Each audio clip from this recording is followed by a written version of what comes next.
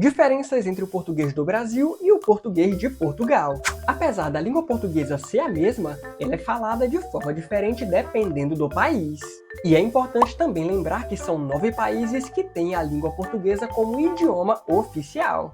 Além do Brasil e Portugal, nós temos Angola, Cabo Verde, Guiné-Bissau, Guiné Equatorial, Moçambique, Timor-Leste e São Tomé e Príncipe. E quem é brasileiro e chega pela primeira vez em Portugal já sente de cara essa diferença linguística, principalmente quando precisa pegar um autocarro, ir ao talho, comprar sapatilhas ou levar os miúdos ao médico. E uma coisa que diferencia muito o português do Brasil e o português de Portugal é a conjugação dos verbos. Em Portugal, usa-se muito o tu e o vós, e já aqui no Brasil nós temos o costume de usar o você e o nós. E em Portugal quase não se usa o gerúndio, então quando um português quiser saber o que você está fazendo, ele vai perguntar o que estás a fazer, ou o que estás a falar, o que estás a pensar.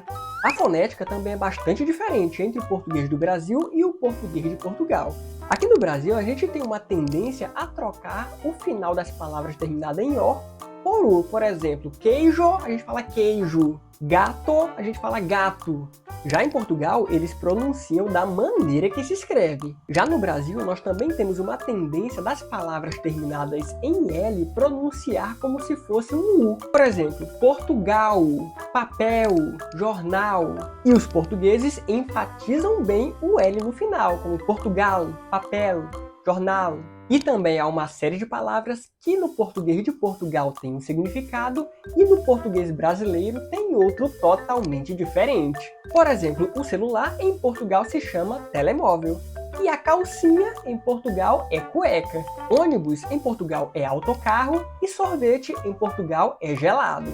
Em Portugal, a nossa faixa de pedestre se chama passadeira. E o ponto de ônibus se chama paragem. O banheiro, eles chamam de casa de banho. E o nosso suco lá é chamado de sumo. E antes de prosseguir, não esqueça de deixar um like aí no vídeo, se inscrever no canal, caso você ainda não seja inscrito, e também ativar o sininho das notificações para você não perder nenhuma novidade. E também tem aquelas palavras que lá são muito comuns e aqui tem uma conotação meio impopular. Por exemplo, a palavra rapariga, que no português de Portugal é o feminino de rapaz. E aqui no Brasil vocês sabem o significado, né?